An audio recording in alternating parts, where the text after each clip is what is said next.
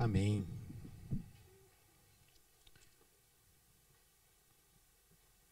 Hebreus, capítulo 13,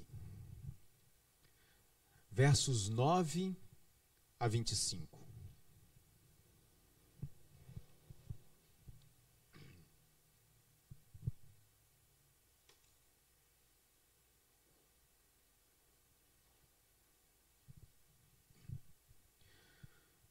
Hebreus, capítulo 13, versos 9 a 25. Deveres espirituais e algumas recomendações pessoais. Não vos deixeis envolver por doutrinas várias e estranhas, porquanto o que vale é estar no coração confirmado com a graça e não com alimentos, pois nunca tiveram proveito os que com isso se preocuparam. Possuímos um altar do qual não tem direito de comer os que ministram no tabernáculo, pois aqueles animais cujo sangue é trazido para dentro do Santo dos Santos pelo sumo sacerdote, como oblação pelo pecado, têm o corpo queimado fora do acampamento. Por isso foi que também Jesus, para santificar o povo, pelo seu próprio sangue, sofreu fora da porta. Saiamos, pois, a ele, fora do arraial, levando o seu vitupério. Na verdade, não temos aqui cidade permanente, mas buscamos a que há de vir.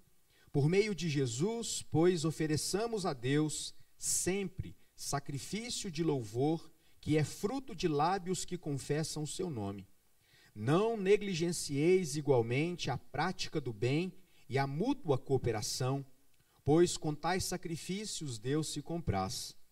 Obedecei aos vossos guias e sede submissos para com eles, pois velam por vossa alma, como quem deve prestar contas, para que façam isso com alegria e não gemendo, porque isto não aproveita a vós outros.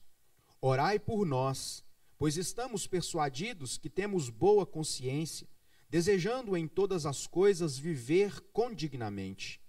Rogo-vos com muito empenho que assim façais, a fim de que eu vos seja restituído mais depressa.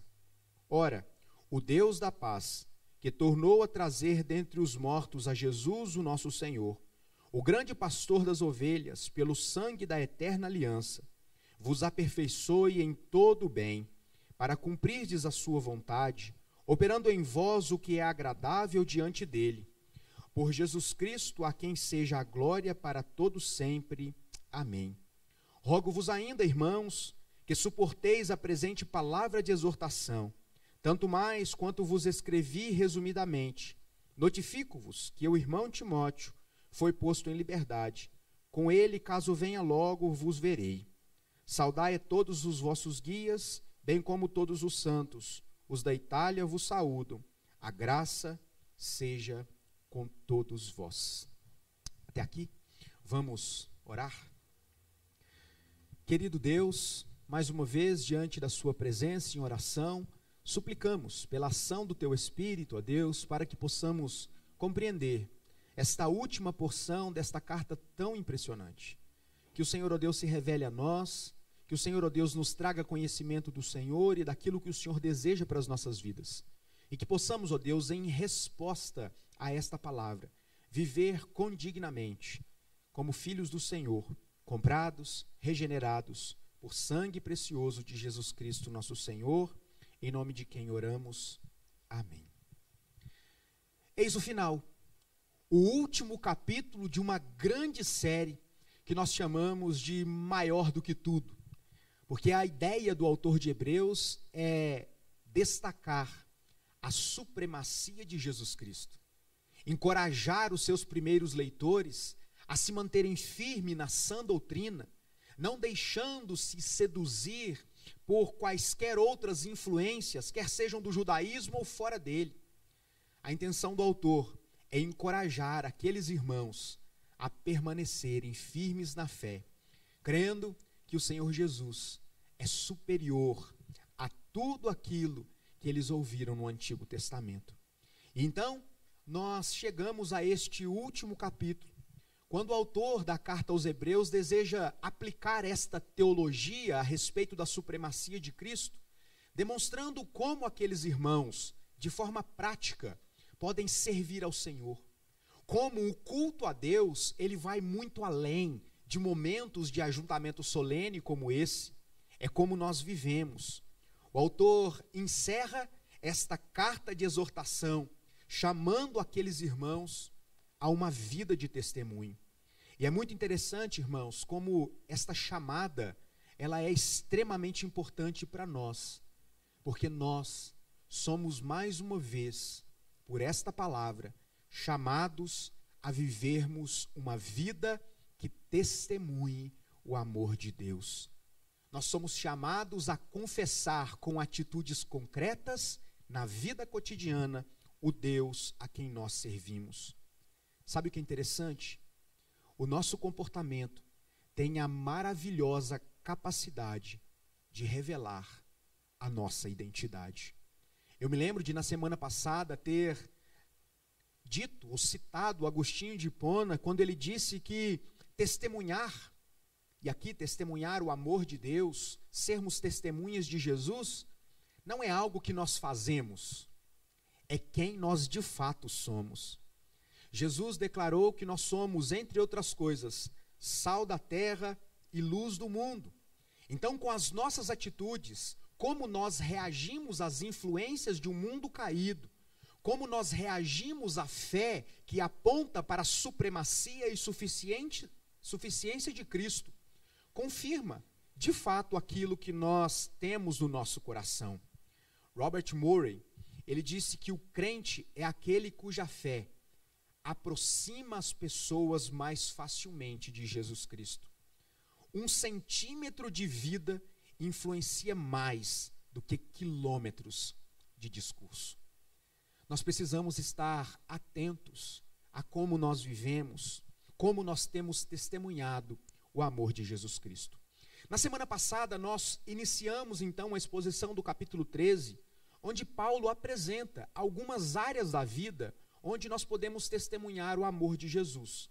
Aqui, na nossa tradução, é intitulada como os deveres sociais, mas nós temos chamados de os deveres cristãos, porque vai muito além de uma vida social.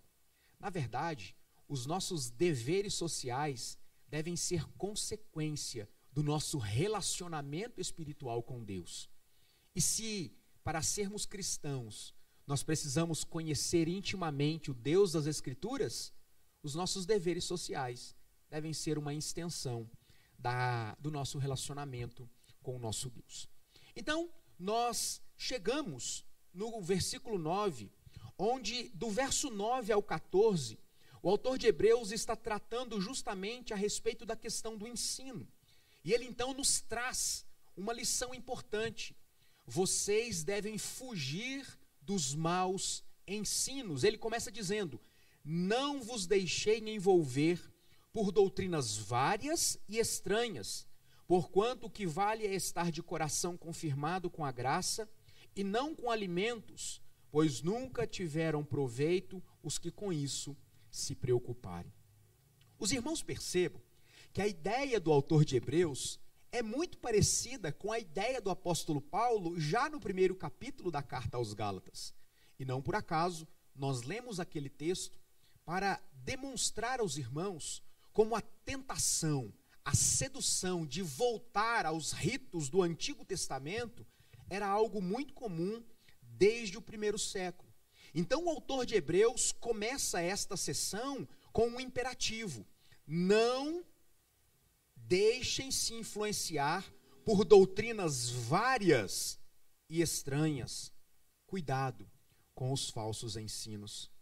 Meus irmãos, eu tenho para mim que a melhor maneira de nós identificarmos falsos ensinos e, por consequência, falsos mestres, e fugirmos dele, é conhecermos os verdadeiros ensinos e julgarmos os verdadeiros mestres.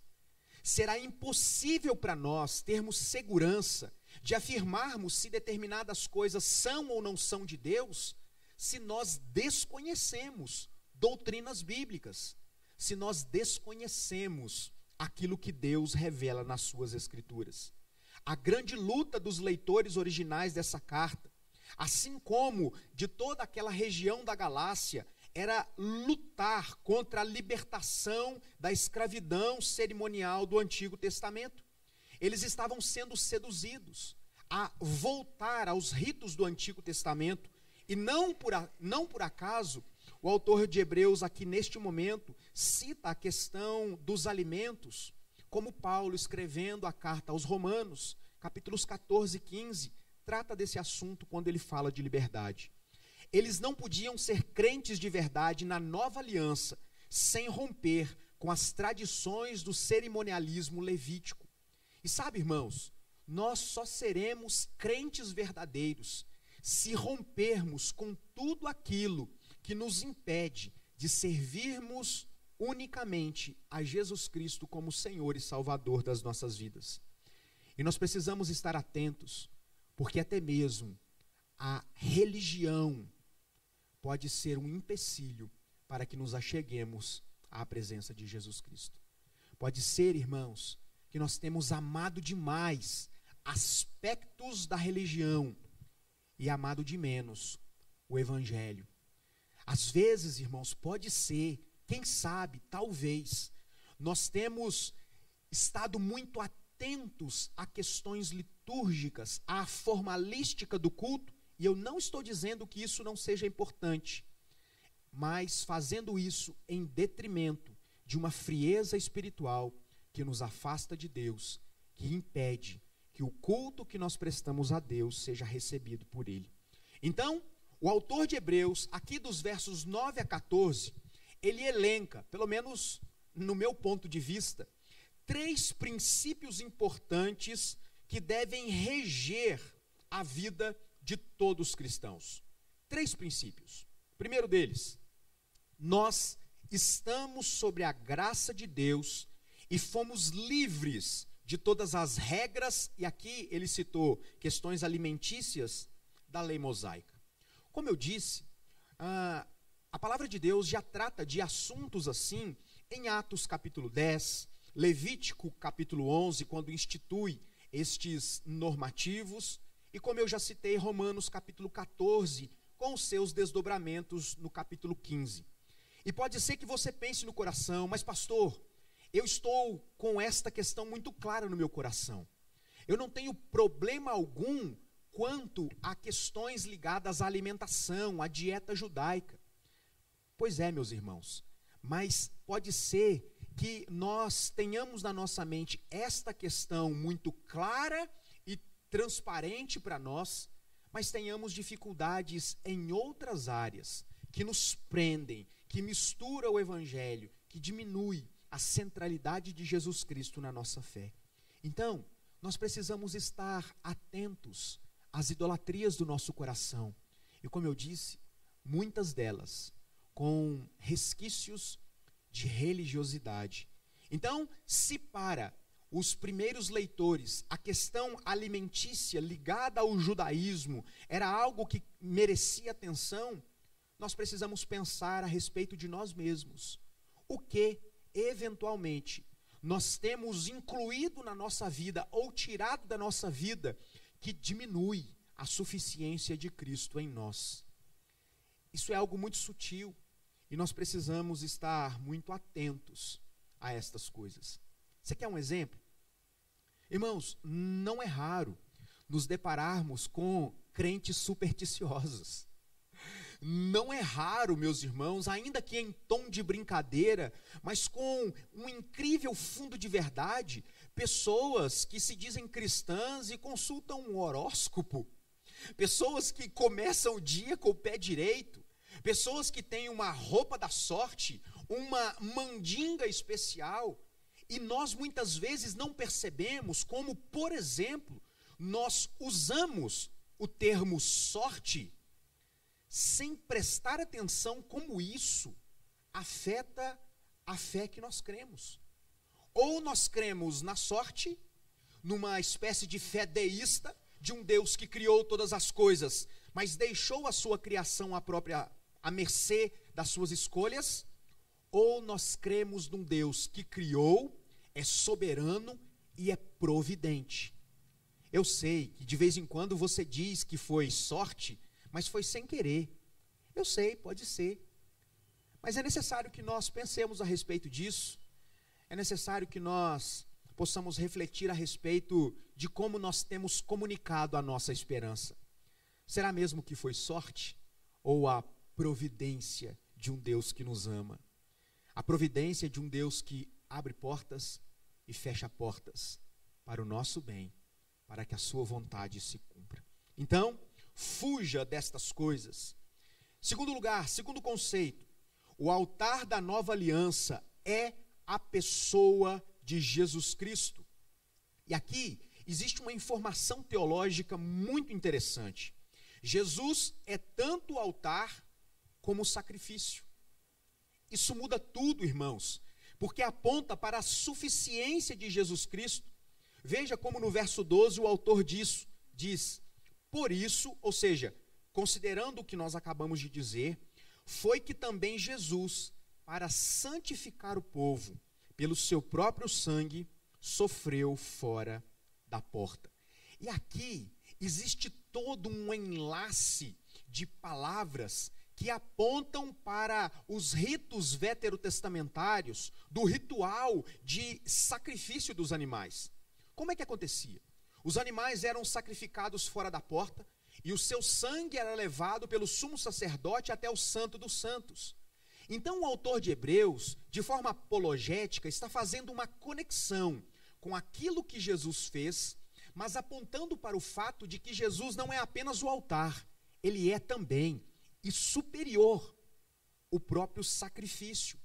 Jesus morreu para fora da porta, lá no Gólgota, no Calvário. Mas a morte de Jesus fora dos portões de Jerusalém causou consequências dentro do templo, no Santo dos Santos, rasgando o véu que separava homens de um Deus santo. Ele morreu em nosso lugar e nos livrou da culpa da condenação. Em terceiro lugar, terceiro princípio importante, o cristão, e aqui, irmãos, nós precisamos pensar a respeito disso. O cristão, à semelhança de Cristo, paga o preço de viver a sua fé num mundo hostil. Quando eu afirmo que o cristão paga o preço, eu não estou dizendo que você paga o preço pela sua salvação. Eu estou afirmando que você paga o preço por defender a que Deus você serve. As suas escolhas, inevitavelmente, deverão te colocar numa situação de hostilidade. O discurso cristão hoje é visto como algo ofensivo. Cantar alvo mais que a neve está sendo tratado como uma questão de racismo, quando deveria apontar para a purificação dos nossos pecados.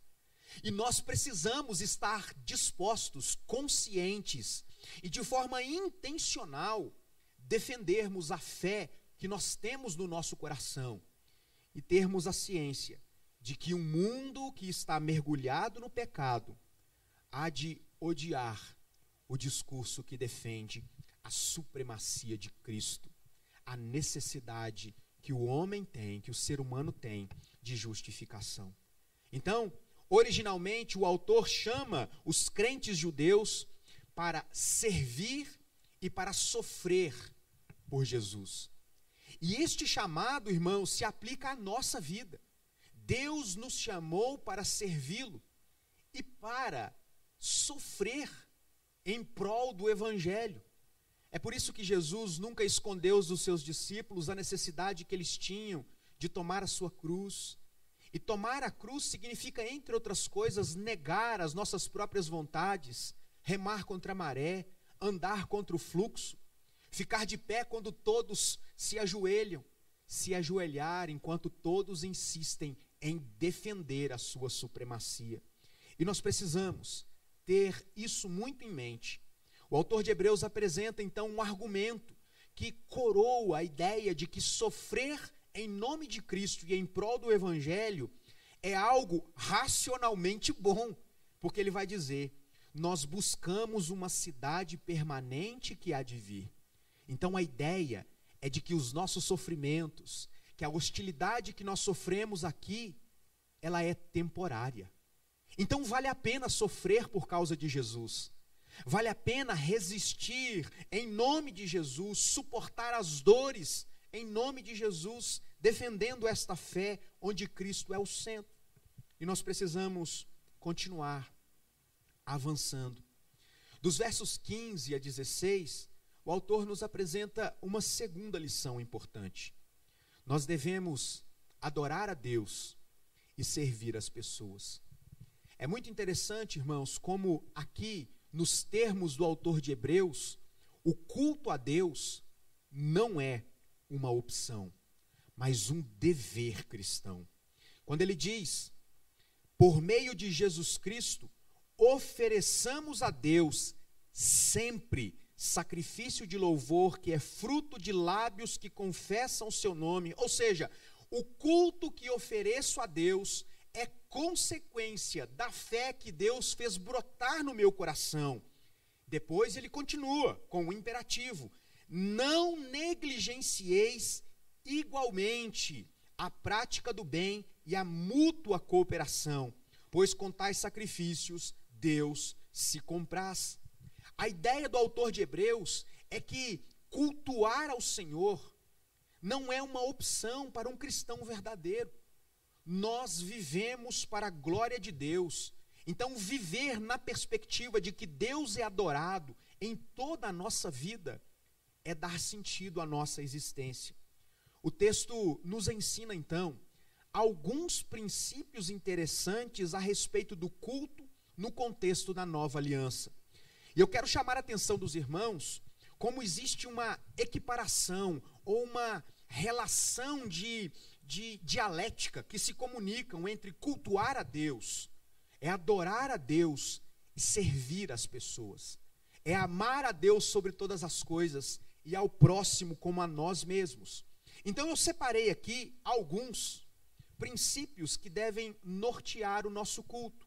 E aqui eu preciso salientar mais uma vez: cultuar a Deus é mais do que frequentar uma reunião como essa.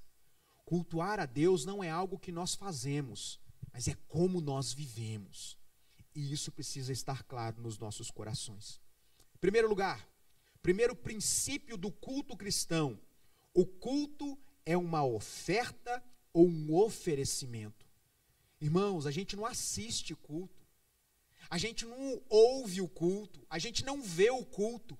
Culto é algo que nós oferecemos. Na tradução, na arte, de traduzir textos, existem algumas complexidades que são naturais desta ciência, por assim dizer. E no português, às vezes, nós temos alguma dificuldade em entender um conceito mais biblicamente profundo do culto do que, por exemplo, os nossos irmãos de língua inglesa têm. Para eles, culto é service ou serviço. Para nós, num contexto geral, culto pode ser muitas coisas. Mas quando nós olhamos para a palavra de Deus, nós entenderemos que culto é um oferecimento ao Senhor. É como nós vivemos, é como nós nos apresentamos a Deus. Então, em primeiro lugar, primeiro princípio, culto é uma oferta ou um oferecimento. Segundo lugar, a quem esta oferta é dirigida? É dirigido a Deus. Por isso que o autor vai dizer: ofereçamos a Deus. Irmãos, quando nós não vivemos para a glória de Deus, nós vivemos para a nossa própria glória. Ou nós ajuntamos com Deus, ou nós somos contra Deus. Nós vivemos cultuando. A questão que merece a nossa atenção é se a nossa vida tem espelhado um culto que adora a Deus, um culto que tem Deus como centro. Se as nossas atitudes espelham um relacionamento íntimo com o Deus Criador que se revela nas Escrituras, ou não. Então, o culto deve ser dirigido a Deus. Podemos fazer isso por nosso próprio mérito? É claro que não. Por isso, o terceiro princípio, elencado pelo autor de Hebreus: o culto é mediado por Jesus Cristo. Quando ele diz: por meio de Jesus. Nós nos achegamos a Deus, nós cultuamos a Deus. Tudo aquilo que nós fazemos de bom é justamente por causa daquilo que Cristo fez em obediência. Seu nascimento, morte e ressurreição propiciaram a igreja poder cultuar a Deus na ação do Espírito Santo. Quarto princípio, o culto é oferecido por meio de sacrifícios espirituais de louvor. Sacrifícios de louvor. Sabe, irmãos, se antes no Antigo Testamento eram levados animais para que fossem sacrificados e o sangue aspergido ali no propiciatório tinha o poder de recobrar a memória de que o homem precisava de um mediador, de um salvador, agora o sacrifício que nós prestamos a Deus é uma entrega completa e restrita de nós mesmos, de quem somos, porque o sangue já foi derramado por Jesus Cristo. É como nós vivemos. Paulo descreve muito bem isso quando ele diz que nós devemos oferecer a Deus o nosso corpo como sacrifício vivo, puro, santo e agradável a Deus, que é o vosso culto racional. E quando Paulo se refere a oferecermos o nosso corpo lá em Romanos, ele está se referindo não ao nosso corpo fisicamente apenas, mas a tudo aquilo que envolve a nossa existência. Cultuar a Deus é nos oferecer por completo a Deus. Não apenas os nossos membros físicos, mas os nossos planos, os nossos pensamentos, as nossas intenções. Isso é oferecer a Deus um culto racional. Na sequência, um outro princípio. Culto é a expressão de um novo estado espiritual. Perceba como o autor diz, esse culto é fruto de lábios que confessam o seu nome. Irmãos, como eu disse, testemunho diz muito a respeito de quem nós somos, da nossa identidade.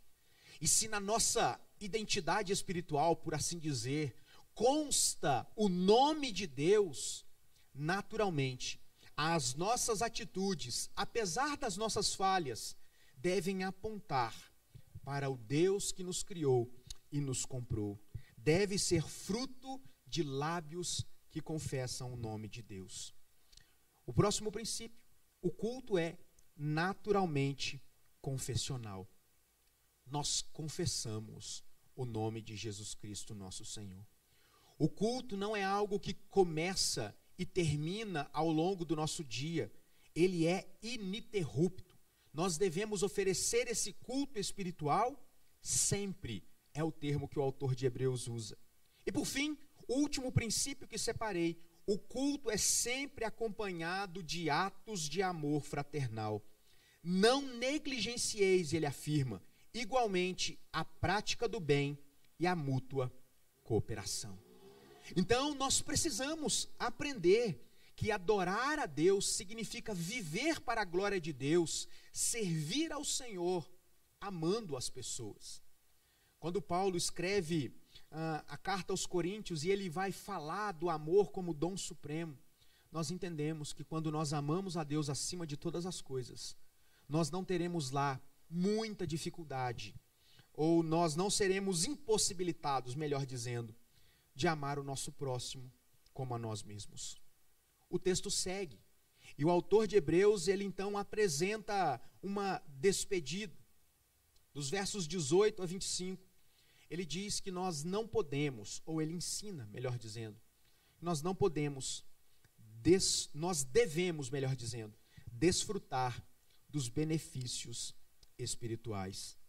Ele encerra essa carta apontando aqui 3 considerações ou recomendações pessoais e na sequência ele abençoa a vida daqueles irmãos. Então, a primeira recomendação do autor de Hebreus, ele pede para que aqueles irmãos orem por ele e pelos seus companheiros de trabalho. Quando ele diz, orai por nós, o pedido aqui versa a respeito da integridade do comportamento dele e da sua equipe, demonstrando, meus irmãos, uma necessidade que todos nós temos de orar e intercedermos uns pelos outros. Aqui, O autor está descrevendo uma exortação à igreja que depois ele pede para que eles recebam com carinho, mas ao mesmo tempo ele se vê necessitado da oração daqueles irmãos. Segunda recomendação, ele abençoa aqueles irmãos dizendo: tal como um pastor que ama as ovelhas, ele lhes abençoa e despede aqueles irmãos com uma bênção, como quem deseja que eles de fato continuem firmes. E essa bênção do autor de Hebreus aqui, ela destaca alguns privilégios que todos os cristãos comungam. O primeiro deles, nós temos a paz de Deus, uma paz que nos faz não nos desesperar em meio às tempestades da vida, em meio ao momento turbulento que aqueles irmãos estavam vivendo e ainda viveriam. Eles podiam descansar nesta paz que vem do nosso Senhor. Essa bênção também traz à mente a ideia de que nós vivemos numa nova aliança, de que Jesus Cristo, ele consumou tudo aquilo que antes fora anunciado no Antigo Testamento. Todos os ritos, todas as cerimônias apontavam para Jesus Cristo. O autor também, nessa bênção, destaca que nós temos um grande pastor, que não é apenas grande, mas é também imortal. Ele morreu, na verdade, mas é também verdade que ele ressuscitou. Por fim, na bênção do autor, nós aprendemos que somos aperfeiçoados por Deus para cumprirmos a vontade de Deus. Deus está agindo na igreja e pela igreja. Nós temos um Deus que opera em nós para vivermos de forma agradável na sua presença e para a sua glória. Portanto, irmãos, nós devemos descansar nessas verdades. Por fim, ele termina esta extraordinária carta pedindo aos seus leitores que suportem esta carta de exortação. Ele notifica que Timóteo já estava em liberdade e manda algumas saudações pessoais. Ele fecha esta saudação com as seguintes palavras: a graça seja com todos vós. Meus queridos irmãos, esta é com certeza a melhor maneira de encerrar uma carta. Orando uns pelos outros, olhando para trás e percebendo como Deus, por meio da sua palavra, tem nos exortado à permanência na fé, e rogando que a bênção de Deus seja sobre as nossas vidas hoje e sempre. Eu quero me valer das palavras do autor de Hebreus para despedir os irmãos nessa noite, para encerrarmos esta série de exposições com o verso 25. Que a graça seja com todos vós, em Cristo Jesus. Amém. Que Deus abençoe, rica e abundantemente, a vida dos irmãos. Que a minha expectativa é que ao longo dessas muitas quartas-feiras, mais de um ano, estudando uma carta, tenha de alguma forma trazido esperança ao coração dos irmãos, aprendizado a respeito da supremacia de Cristo. Que Deus continue abençoando, fortalecendo e guardando a fé dos irmãos. Eu quero orar, encerrando o culto, encerrando esta série de mensagens, e no final eu já vou anunciar aos irmãos o que nós estaremos estudando a partir da primeira semana de janeiro. Semana que vem nós teremos culto, mas será um tema diferente, vai ser temático e não expositivo, para que na primeira semana de janeiro nós iniciemos uma nova série de estudos. Coloque a sua vida diante do Senhor, coloque a sua esperança diante do Senhor, creia que Jesus Cristo é suficiente, que Ele pagou o preço, que nós podemos nos achegar à sua presença, que tudo o que nós precisamos, Deus nos deu, para que possamos, em obediência, em resposta à mensagem do Evangelho, vivermos para a sua glória. Querido Deus, nós te agradecemos, ó Pai, por este longo período que estivemos estudando a carta aos Hebreus. Obrigado, ó Deus, por esta fantástica porção da sua palavra que nos ensina tanto, que nos esclarece pontos centrais acerca da nossa fé, que nos mostra, Deus, a interconexão entre os testamentos, apontando para a supremacia de Jesus Cristo, nosso Senhor. Eu peço, ó Pai, que em nome de Jesus, o Senhor nos traga a consciência, Deus, de que Jesus Cristo é de fato superior, de que Jesus Cristo é aquele por quem nós lutamos, aquele por quem nós vivemos, aquele por quem nós esperamos. Que esta verdade, ó Deus, contida na sua palavra, possa trazer esperança aos nossos corações. Que ao enfrentarmos dias difíceis, dias de esfriamento, dia de apostasia, dia de doutrinas as mais diversas, nós possamos nos manter firmes, sendo guiados pelo Teu Espírito, amando ao Senhor e servindo a igreja de Jesus Cristo, aqui ou onde o Senhor nos enviar. Que a bênção do Senhor seja sobre as nossas vidas hoje e sempre, em Cristo Jesus. Amém. Que Deus abençoe a vida dos irmãos. Janeiro nós estaremos estudando o livro de Ruth. Então, se você gosta de livros históricos, existem tantos detalhes ali, e eu quero estudar com os irmãos ao longo dos próximos meses o belíssimo livro de Ruth. E que Deus nos abençoe nessa nova empreitada. Boa noite. Fiquem todos com Deus, em nome de Jesus.